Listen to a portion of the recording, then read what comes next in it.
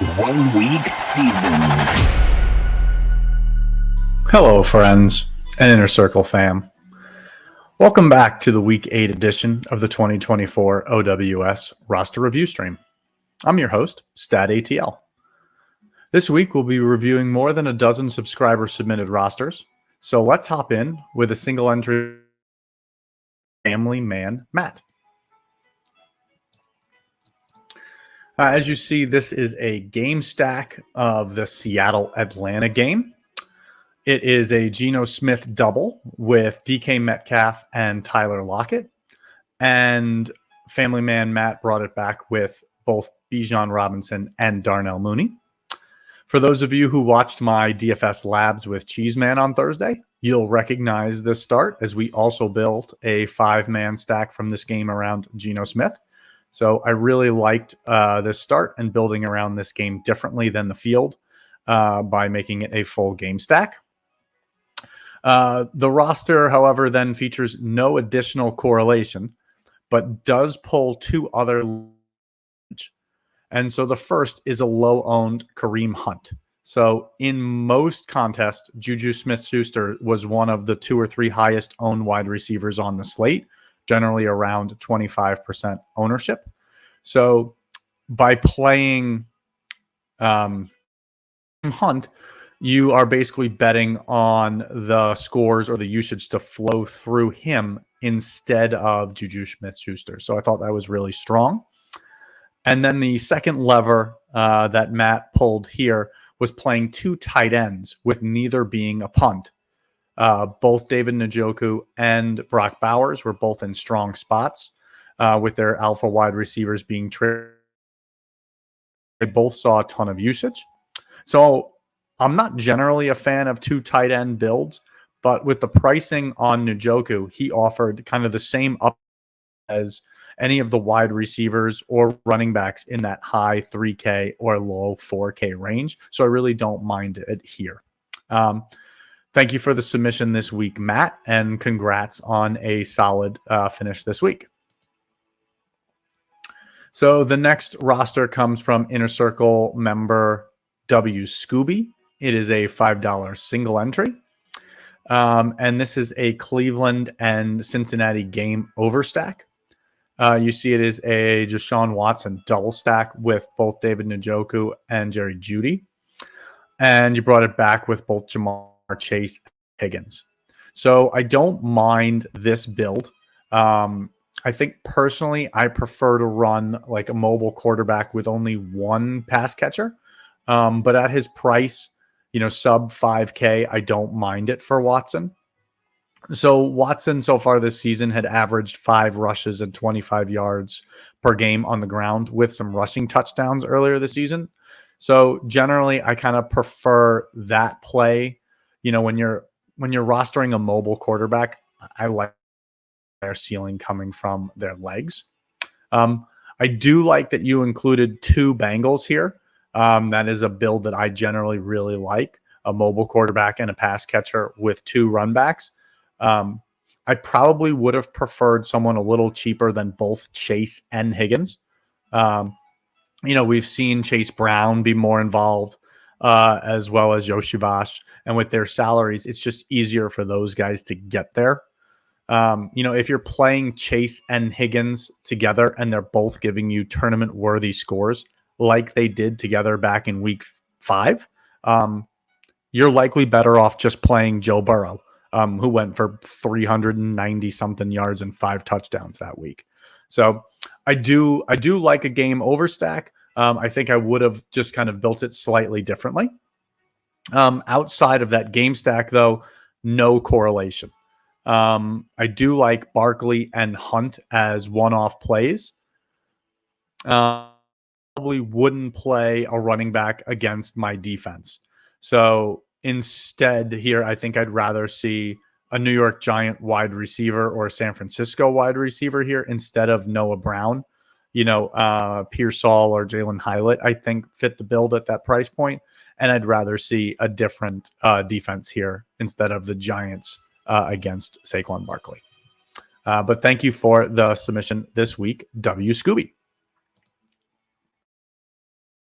The next roster comes from Inner Circle member Jerry Matt 88. It is a $27 single entry with 3,200 entrants in the contest. This is a Gino Smith skinny stack with Jackson Smith and Jigba, and you brought it back with Bijan Robinson.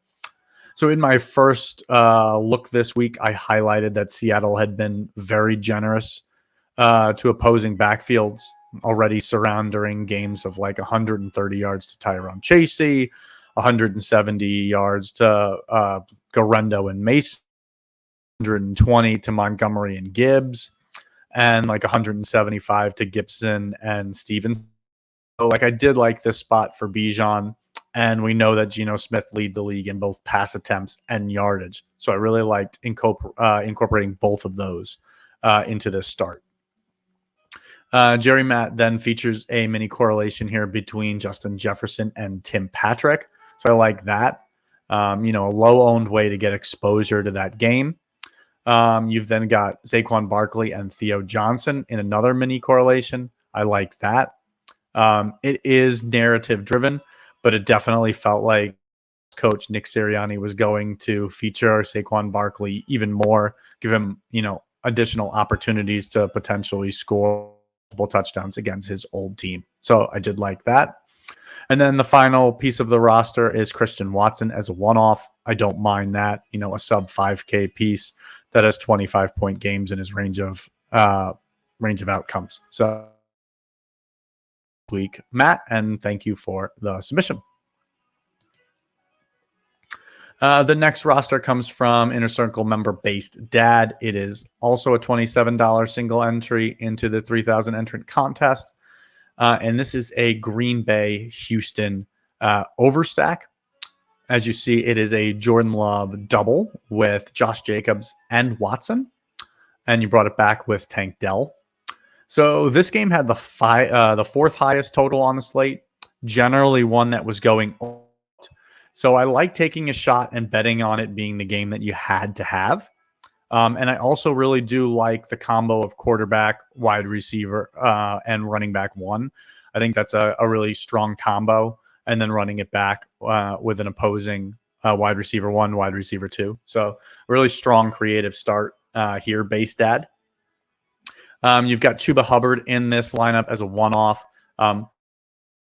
Chuba's been operating as a borderline bell cow back in basically every game that the Panthers have kept competitive. So I did like that. Obviously, the Panthers didn't keep this one competitive, but with the touchdown, Chuba found a way to not crush this roster.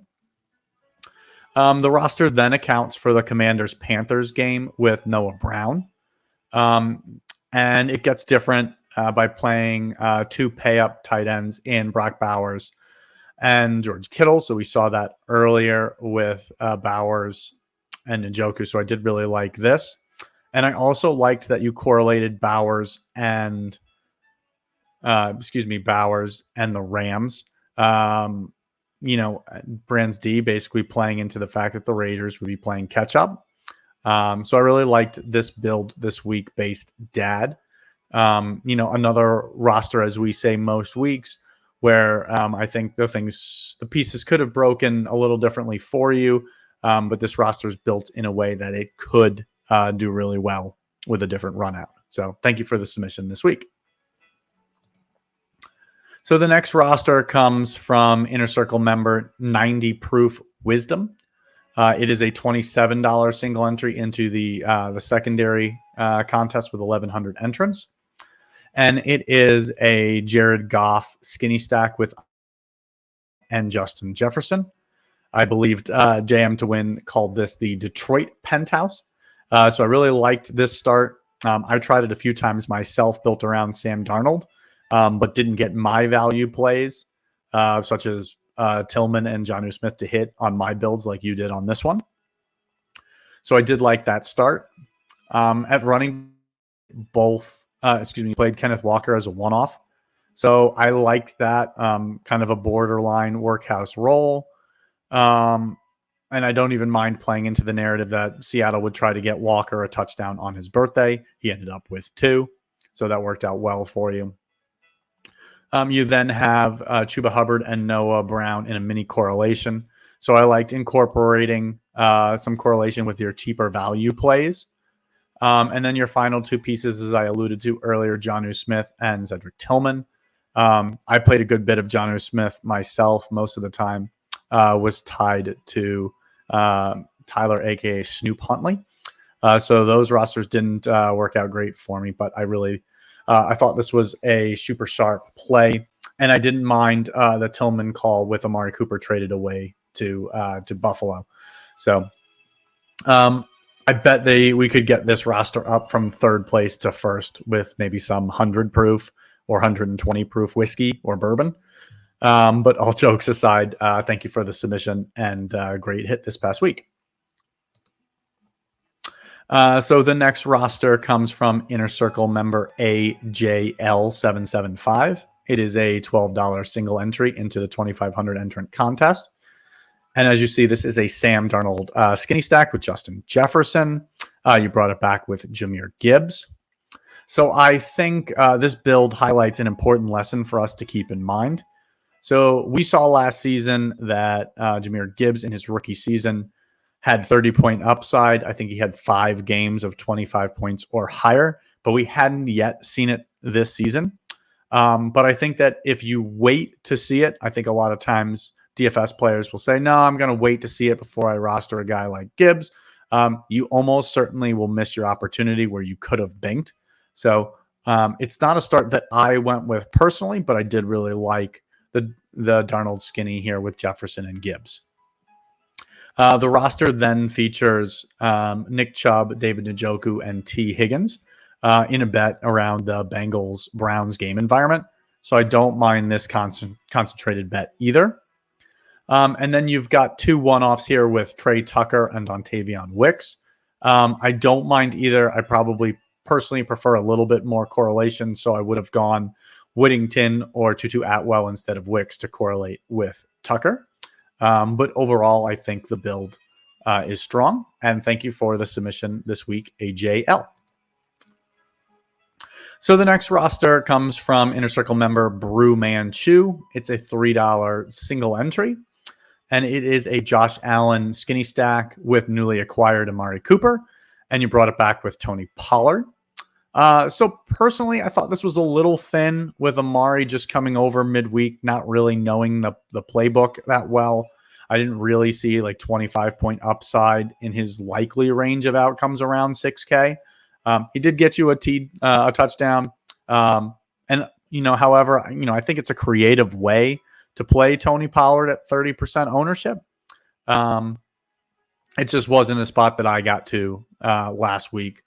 Certainly not in a smaller, sub 5,000 entrant contest. You then have Malik Neighbors and Calcaterra in a mini correlation. In terms of a pay down tight end, I did like that option, especially correlating with Malik Neighbors. You've got Joe Mixon as a one-off. I did really like that personally. I think I had a little over 30% exposure there myself across my 150 set. I felt like that was a really sharp one-off. And then your final 2 pieces are DK Metcalf and Jalen Coker as one-offs. Don't mind either play there, both guys that I was over the field with in terms of exposure. So good roster this week, BrewManchu. Thank you for the submission. So the next roster comes from Inner Circle member Gunslinger. This is also a $3 single entry into the larger 11,000 entrant contest. This is a Jordan Love double stack with both Reed and Wicks, and you brought it back with Joe Mixon. So we talked about this game earlier being kind of an under-owned game, one that could certainly be the highest scoring game on the slate, and you went and bet on it with 4 pieces. Was very unique. Honestly, if you're looking at some of the ownership around some of these plays, 0.3% with Wicks, you were probably the only roster in the entire contest with this 4-man stack. So from there, you really get to kind of do whatever you want. Next piece we'll talk about is Tony Pollard as a one-off. Thought that was really sharp. Totally fine to eat the chalk with such a unique start there. You also played Brock Bowers and David Njoku played together. I thought that was sharp, as mentioned earlier. I think the one thing I'd be conscious of, though, is to ensure that Bowers is in the flex as the 4 p.m. start time game instead of Njoku. Just kind of ensuring maximum flexibility in case you opted to late swap this roster based on how the earlier games went. And then the final piece that you have is Juju Smith-Schuster. I thought that was strong, and I like the correlation with Rams, D, and Bowers, kind of essentially betting on more passing from Las Vegas. Overall, I thought this was a strong build, and thank you for the submission this week, Gunslinger Bach. So the next roster we're going to review is a Gino Smith double stack from Inner Circle member Real King ATL. This is a $150 roster into the Power Sweep, which is a 3-max contest. This was the 1,500 entrant variety. And again, the Geno Smith double here with Kenneth Walker and Jackson Smith in the Jigba. So I really did like building around quarterback, running back 1, and wide receiver from a team as kind of a way to try to capture most of the scores.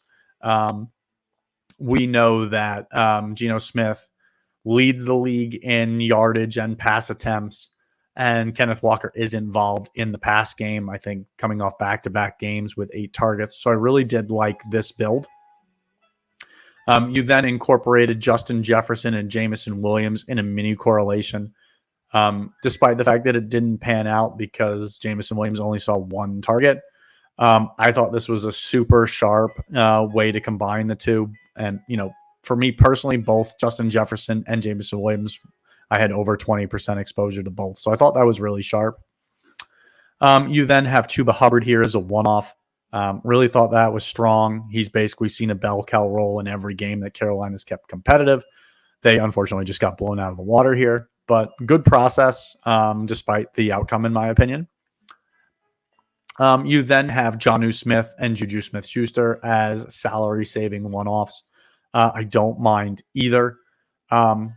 Probably prefer Noah Brown instead of Juju to kind of correlate and to pair with Hubbard on this roster. But I do, I get the logic here of just kind of betting on a chalkier piece here with kind of a slightly more unique build with your earlier construction. But thank you for the submission this week, Real King ATL. So the next roster we're going to talk through comes from Inner Circle member Pete G. A $3 3-max into that 12,000 entrant contest. This is a CJ Stroud skinny stack with Tank Dell, and you brought it back with Jaden Reed. So at his price, kind of offering really minimal rushing upside, I think that CJ Stroud is a quarterback that I think you have to double stack. So I probably would have preferred to see Diggs or Hutchinson, Mixon, even Dalton Schultz here, along with Tank Dell. You then have Chuba Hubbard and Terry McLaurin in a mini correlation. I did like accounting for that game.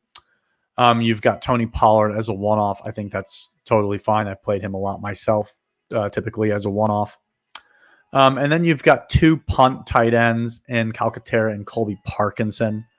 Again, not a big fan of double tight end, certainly when they're both punts. I think I would have preferred another Texan here, as mentioned above. So probably preferred Schultz at tight end. And if you needed some salary relief, you could have moved down from Reed to either Dobbs or Watson. But appreciate the submission this week, Pete.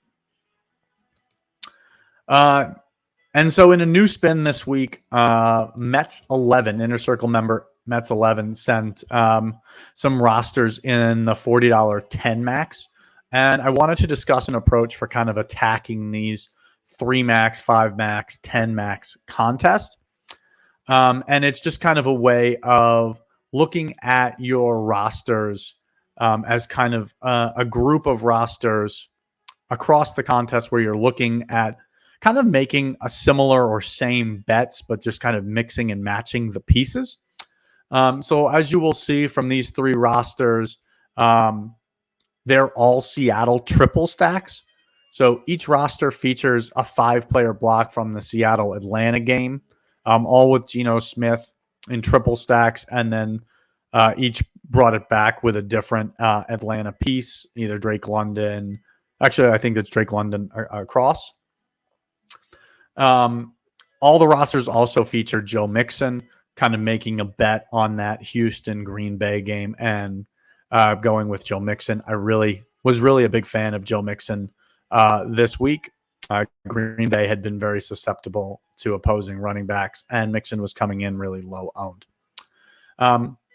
So then, as you'll see, the first 2 rosters on the left, they feature the Vikings D. It's kind of a way to account for a very popular Detroit Minnesota game, and kind of a way of how that game could kind of fail to meet expectations. Minnesota has a really strong defense, I think, causing the most pressures of any team in the league. So throwing in the Vikings D there, I really liked. Kind of bets against that and says, okay, well, let's feature a mini correlation with Amon-Ra St. Brown and Jordan Addison. So I really liked that. Overall, I really liked this approach of kind of picking a lane, going 100 miles an hour, and just kind of embracing the fact that most weeks you're going to lose. So do get your core right, giving yourself a lot of options to get to the top. In a 1,200 entrant contest, I think you had the 7th place roster, the 18th place roster, and the 64th place roster in this contest. So I liked giving yourself lots of shots on goal. And I just kind of wanted to share that as an example of this strategy in action. So thank you for the submissions this week, and both being willing to embrace the approach and share it for others to learn from. So Mets 11. And then the final roster we will review, like every week, is my $50 single entry roster. This is the larger 4,500 entrant contest. As you see, it is a Sam Darnold skinny stack with Justin Jefferson and Jameson Williams. So I really loved exposure to Justin Jefferson, who I thought was the most likely player to kind of put up that had-to-have-it score from this game. Would have preferred to get up to Amon-Ra St. Brown. For those of you who had tried building with both Jefferson and St. Brown in your lineups, you know how tough those rosters were to make this week. The roster then features Brock Bowers and Jordan Whittington in a mini correlation. So with no Cooper Kupp, no Devontae Adams, I thought this mini stack was a really smart way to build around this game. So despite being active, Jordan Whittington, I think, only played 7 snaps, really just a decoy out there, just kind of running. Obviously, his shoulder injury a little bit more substantial than led on to. The roster features Joe Mixon as a one-off. Spoke about him. Really like this spot for him with Green Bay surrendering so many big games to running backs already, projecting for low ownership. Kind of final piece here, kind of on a week starved for running back value. I wanted to take a shot on Tyler Goodson. Trey Sermon, completely inefficient in the previous starts with Jonathan Taylor.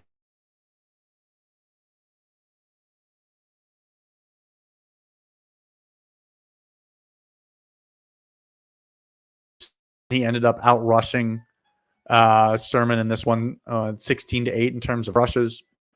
Scored the only TD of the day for Indy. And then the final piece, Coker at min salary. Just kind of a way to get exposure to the Carolina-Washington game at a low cost. So this lineup ended up just 4 points below the cash line, with only 2.6 combined points from 3 players. So obviously not playing for min cashes. Just a way of kind of pointing out how tough a week it was this week. So that will wrap us up this week. Thanks again for tuning in and all the roster submissions. Another great week for OWS with over 40 submissions again this week. So please don't get discouraged if I didn't get to yours. And with that, I will see you around the site and Discord throughout the week. And I hope to see you and your OWS avatar at the top of a leaderboard for week 8. Thanks again for tuning in.